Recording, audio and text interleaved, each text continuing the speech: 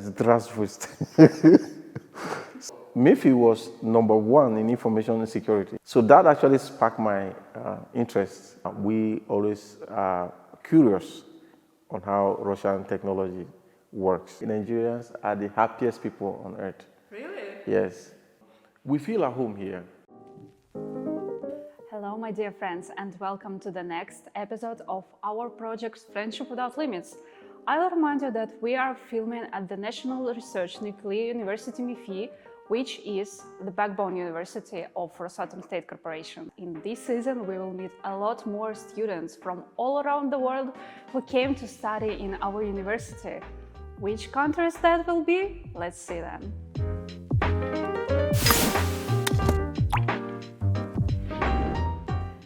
And today we are talking about Africa again. Wow, we have so many students from different African countries, and that is really great to know everything about all of them. So there are Roger today, and he's from Nigeria. Hi, Roger. Yeah, hi. Nice meeting you. Nice to meet you too. So the first question that we start with is how did you know about Russia, and why did you decide to come to Russia for studies in particular? I just hope that this information will actually be much more authentic enough. Growing up, actually, we used to read Russian in books when we were studying back in the high school. But then I got an uncle who came here to study in when it was USSR, and Dr. Patrick Hava. So he did his candidate of science here in Russian language. So I remember by the time he came back, he was always talking about the bad weather, the snow, and all of that. Back then, but I never knew that someday I would be in the same place. I can imagine. Yeah.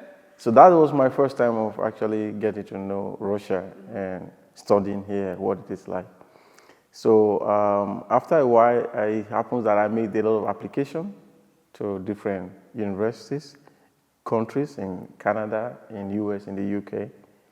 But when the Open Door Scholarship opportunity came out and I put in, and I see the easiness of the process, and I've always loved this Russian. Let me also come and see what it is all about. So that's how my interest grew. And I just saw I got a scholarship, and I'm like, okay, let me just try. And that's how I found myself here. Great. And why did you choose MEPhI? MEPhI was, there was a site, one ranking site about courses. And I saw MEPhI was number one in information security. So that actually sparked my interest. I'm like, okay, so I really have passion to study information security. So if they are first in Russia, then I think it should be my best option. So the media is actually a primary guide.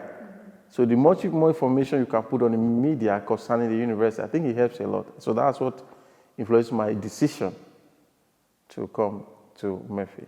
That's really interesting. And what was your first impression about Russia when you came there? I would not say the weather first, but I would have mentioned weather first, but not the weather first. Because the guy who picked me from when I came down to the dormitory, Общежитие, he spoke one word, Здравствуйте. So that was actually like, although I have actually Googled how to say hello, but that long word was actually one of the things that really touched me first. The long word. Just to say hello, you say Zdravstvуйте. So it's actually one thing that was, then before we talk about, that's the language first, then before the weather. I think this is actually quite different from where I'm coming from. And it's interesting getting to adapt to the new weather, new language, new system of doing things. What is your favorite word in Russian? Maybe that word is Здравствуйте. Yeah. Yeah, I can imagine because in the word hi you have just 2 letters, and in the word здравствуйте there are a lot of them. Yeah. In fact, up till now, to pronounce the word is still hard for me because in writing, there's a way you write it and there's a way you pronounce it. They are different. So I still have a lot of corrections and learning on the process. Let's talk about your country, Nigeria. You know, I didn't know much about all the African countries unless I followed one Russian influencer who married a Nigerian guy, and she showed a lot of cultural, her cultural experience in this country, and that was really, really interesting for me. What about Nigerian flag? What does it mean? Okay, yeah, the Nigerian flag is basically, the Russian flag is like this, the Nigerian flag is like this. Yeah. So the Nigerian flag is actually green, white, green. It's very simple. It actually represents the green, as you know, green represents life, it represents agriculture, natural resources, and we have them in abundance. I think we are the number 1 petroleum exporting country in Africa, and the 5th in the world, I think. Great. So we have a lot of international community coming to actually explore all of that. The Chinese, the Germans, the British, the Americans, and other countries too. So that is what the green represents. And the white actually represents peace. But you know, peace is relative when it comes to that. And it's what we are still pursuing in Africa, not just in Nigeria. Peace, not just peace in word or in literal saying, but peace in the life of people, where the value of the life of people can be measured to be maybe not the same, but at least comparable to what is happening in the Western kind of a society, where people can have economic peace, they can have political peace, they can have social peace. Peace is not just about the word, but it's something that we have to still pursue every day. It's about the feeling that you have every day for every part of your life. Yes. Yeah, that's really important. Yes. They said in Nigerian is the happiest man in the world. Please quote me. You can Google or check anywhere. Okay. A typical Nigerian, I think there was a rating that Nigerians are the happiest people on earth. Really? Yes. And the primary reason why is that no matter what a Nigerian is facing anywhere, he's always happy. That's quite surprising. Yes. They can tell you everywhere. No matter the pain, no matter whatever is going on, a Nigerian man will dance here and laugh, and he will. Depression is like nearly zero when you come to a Nigerian kind of person, no matter what the condition is. You know, that's really wonderful. Yes. Yeah. So I think in this case, your family and your friends from your homeland were really happy about you to come for studying to Russia. Yes. Yes, they are. Great. They're really happy. I know there's one of my brother who is not really happy. He's in the UK. He did his PhD. He's doing his PhD there. After he's done his PhD there, he wanted me to be in the UK by all means at the time. But I said, since I'm here. Let me do what I have to do here. But every other person is happy. They're actually glad that because you know the understanding back in Africa or back in Nigeria concerning Russia, when the name Russia is mentioned, actually is technology. Yeah, we said we have the Western technology, but then we always are curious on how Russian technology works. So anytime you said you want to go and study in Russia, they always believe that you're actually going to get the best of technological kind of skills and capacity. Great. So that's why they are always pleased when you mention Russia. That, oh, I'm studying Russia. Say, ooh, you're gonna fly to the moon or to the sky. Well, maybe, who knows? So that's just it, sure. You told me that you are studying mathematics in MEPhI. Yeah. I wanted to ask you, is being a math scientist is a popular profession in your country? And what profession Nigerian people usually do? In Nigeria, when you said, or a parent, like, okay, my daughter or my son, you know, the career choice they're actually going to make for you, the path is to be a medical doctor, or a lawyer, or an engineer. Maybe anything outside of this, they look at it as odd somehow. But that was quite a time ago. Of recent, you know, we have a lot of the music industry and a lot of that. So we have different people who actually make names, they are famous, they make things big around the whole world. They are global icons. They give rooms to all of that back in Nigeria. I also heard that Nigeria is really famous for its movie production, and that this is like the third country after Hollywood and Bollywood, like US and India, about movie production. Yes. That's impressive. That's very true. In fact, it's because we are still Africa, they will not call it the second. We are supposed to be the second. Or maybe because India have the biggest or the largest population. Oh, yeah, of course. We are actually doing a lot. So production, in fact, the comedy industry in Nigeria too have given a lot of people a lot of employment. They make millions of dollars on YouTube, on whatever. They create content a lot. So the movie industry in Nigeria is actually a very big industry. It's the third in the world. And what about, if we are talking about arts, let's say so, can you name some, like, maybe famous Nigerian musicians? Whoa, there's so many. You have the Burna Boy, the Davido, Techno, I think it's a bit down now. I actually know this one. Oh, Davido, you know him? Yeah. Oh, really? I heard something from him, I remember. Yeah, a lot. They have a lot. And in fact, they play in most of the biggest events in the world, in the US and the UK. And Two-Face, Idibia, there are so many, I can't mention a lot of them. And they are actually doing great. And they are influencing the young ones to actually, they are building a lot of portfolio for the young ones to grow and develop into those areas. And if we go deeply into arts, does Nigeria have its own like national art, let's say so? Something that I can look at and tell, oh, that's Nigerian. Yes, a lot. And it boils down to the basic three tribes in Nigeria. We say the basic three tribes. We have, I think, nearly 200 or 300 different tribes. Different.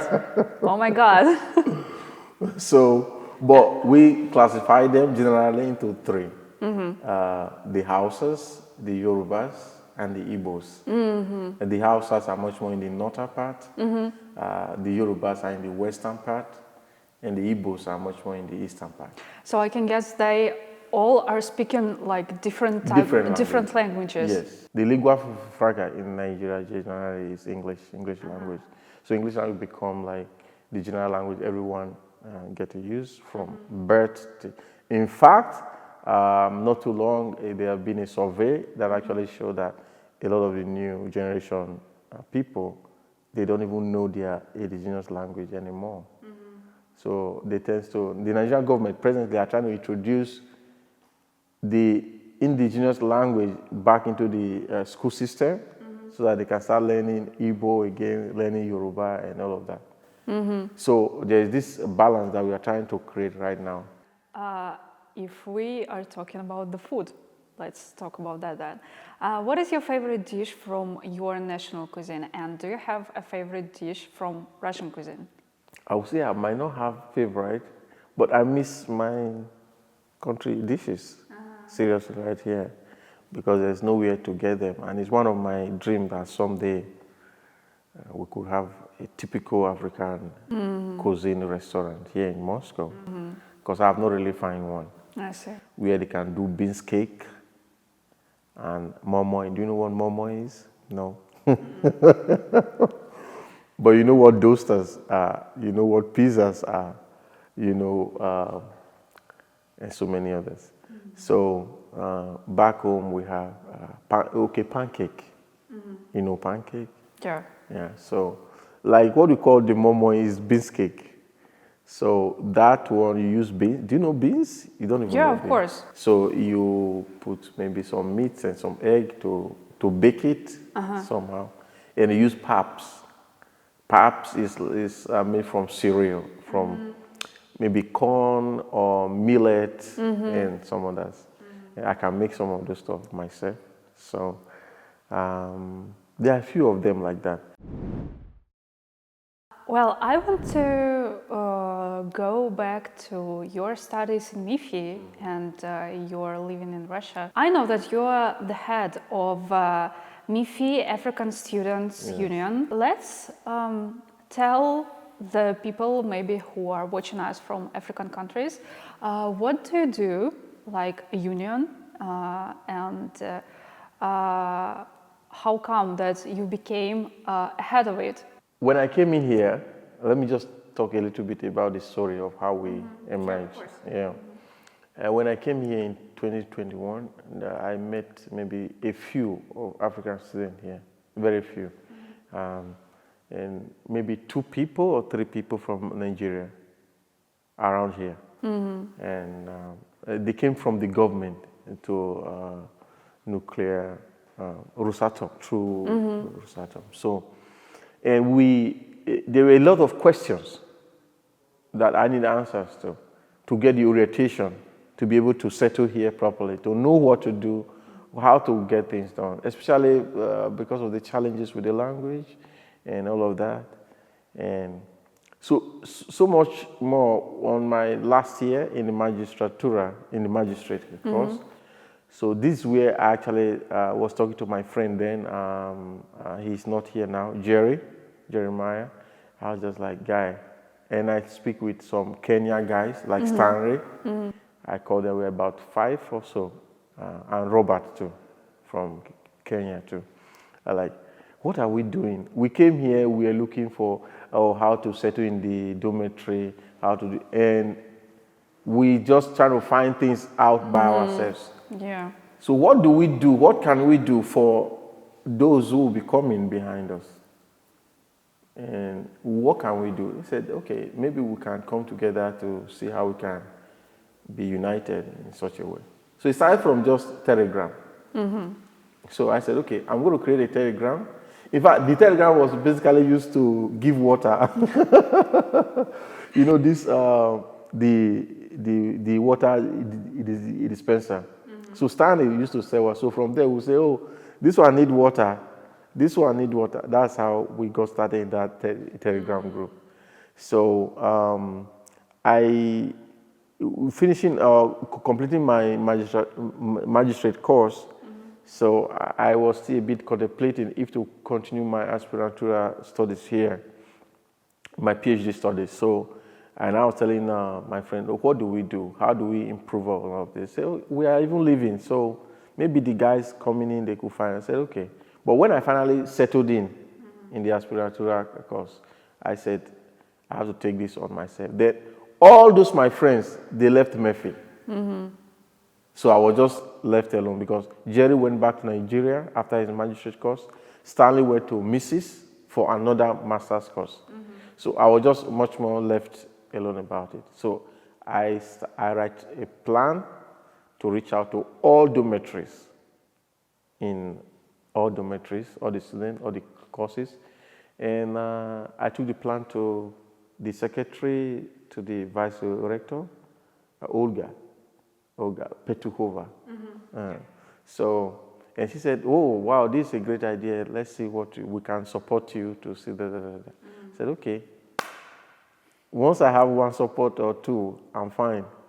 And so I use my money to do all the whatever, print whatever posters, paste them in Pshejite, share them days, night to get them to the orientation we had last year.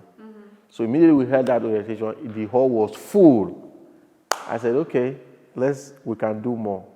So we start holding our meetings, we start holding that's how we grow. And now for everyone who's coming, oh, where do I go? I want to study in Obnisk. I have a problem with my course. Or, oh, I failed this course. I said, okay, we'll find a solution. So we have groups now that help students guide them. In fact, we have a training in machine learning. Since I'm actually in artificial intelligence, I did a course in machine learning for all of them, free, so that they can all get acquainted with data science and how to use data to work. So some of the things we do generally are actually taking care of ourselves and being able to align ourselves with the plans of the university. So from the teaching them, guiding them, providing solutions to their, and giving answers to their questions and making them feel relaxed about the university, about things around in the dormitory, those who have problems in their dormitory, even in Obnisk, like that. So this is what we do generally. And now we're actually working on having young African or MEPhI African student, young scientists kind of a conference where we want research people, especially graduate students, either in bachelor's or master's. Any research work that you do in MEPhI, we want to be supporting you and giving you a little award to encourage you. We look forward to doing that by next year, graduation of next year. We're supposed to do it this year, but we have some restriction because there were some disease outbreak in the dormitory, so we couldn't do it. That's really, really great, and I think that all the African students who come to MEPhI now are really appreciate this care, because I can imagine how it's difficult, how it's stressful can be to come to another country for studies when you don't know the language, when you don't know much about the culture, and you need to live in this area. So yeah, that's impressive, really. And I can say, yeah, I'm really impressed how MEPhI is going forward about involving all the international students into the life of MEPhI for the last year and a half, 2 years, or a little bit longer, because there are so many like different events and festivals like MEPhI Ball, like concerts where also students from Africa involved, like the group Stereo Play. I think almost everyone from MEPhI know now about this group. So, and I'm really happy to hear from you in this case that you feel the same. Yes. That's cool. Yes, because we feel at home here. We feel the Russian culture, like, let me repeat that again, is much more closer to the African way of doing things, or the African way of taking care of things, especially the kind of a culture that most African society have lost. I say that because the Russian people emphasize on their culture, emphasize on their tradition, but the typical African person is abandoning his culture for the Western culture, which is actually have been a trouble over the years. And I think that's where we are creating a balance, that we feel at home with the Russian people, we feel at home with MEPhI, we feel at home being here, being student here. And I think for the remaining a year or two I have to spend here, I think this is what I really want to, if it's all I could do to leave behind for others who are coming in, I really want to put myself on the line to see how I could get this established properly on how we could be much more integrated into the system before I leave. Sure. I'm really happy to hear that. And in this case, I want to ask you the last question of our interview. How do you see yourself after graduating? Do you have any plans for future, and do you have any dream that you fulfill in your life? Yes, I have dreams. Of course, I have goals. I have plans. But I think just like Jeff Bezos will say, it's good you have goals, but you try to hold on to your goals, but you have plans, but you don't too much hold on to your plans to reach that goal. Because as you go on the process every day, there is need to have little kind of adjustment daily. And I see that adjustment through the studies going through in MEPhI. I look forward being working as a research professor in the laboratory, not just for academics, also for industry, in the area of security and artificial intelligence majorly. So I look forward to maybe doing a postgraduate, postdoctorate, postdoc, what I don't know how they call it in the Russian. No, that's okay. Yeah, postdoc. I look forward to like doing that, but then if the system here actually accommodate that, especially in MEPhI or around here in Moscow or in Russia, why not? But I look forward to being a research professor. That's my major position, beside other things, because I'm actually also involved in businesses that I wanted to run. But I think in MEPhI, after my studies in MEPhI, this is the area I really look forward to explore more into the research world as a scientist. You know. I wish you the best here. Thank you so much. And the last part of our episode is 3 blitz questions. So you can answer just like in 1 word or 1 sentence. Okay, yeah, when I saw that, I was like, well, it's difficult, but I'll try. Okay. Could you please name 1 word for Russia? Use that word, invigorate. Okay. In this case, studying in MEPhI for you is? Everything. Oh, that's so sweet. If I have to use 1 word, I'll say everything. Because I have had the choice, I got a scholarship. My professor helped me sign a reference letter. I got a scholarship in Alabama University. I remember I came to him, I was like, I got this scholarship, and what do you think about it? He said, it's you, whatever you want, however you want it. So beyond the education, beyond the study, deep within me, I have this rest, this peace inside me, that it is my place. I use this to say everyone has his own place in the whole world. The country you are supposed to be, the kind of place, the kind of university you are supposed to be. I could have been in Ruden, in HSC, in wherever. But I found that MEPhI, from my master's time, everything seems to be much more aligning itself to where I really want to go. So from the people, the system, it's just encouraging and gives me the confidence that this is actually my new world. You know, this is actually where I want to be, everything I really want to be. So that's why I use that word, everything. Great. It came from my inside. I didn't think about it. And could you please name 3 main qualities of a Russian person, in your opinion? Okay, the first one is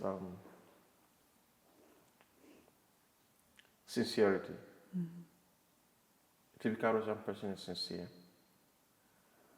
Tolerance. A typical Russian person is tolerant. So far, so good. Helpful. A typical Russian person helps. In the dormitory, I can't even tell, the stories are many.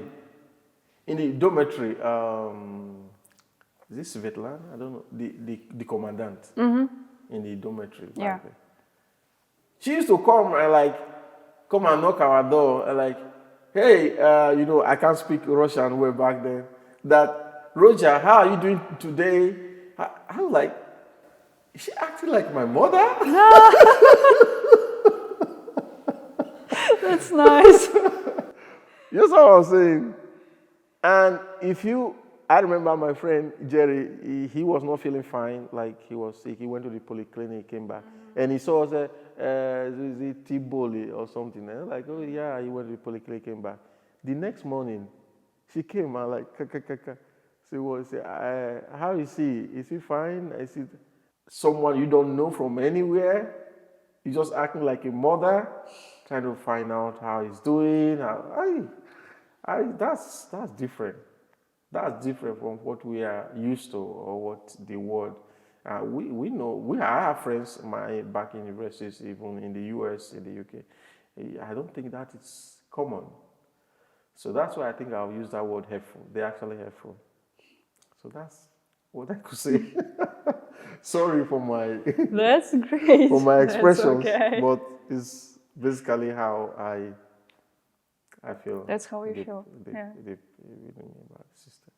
Roger, thank you a lot for coming today. We had a really beautiful conversation about your country, Nigeria, and your life in Russia. And well, I hope you enjoyed it, and stay tuned for the next episodes of Friendship Without Limits.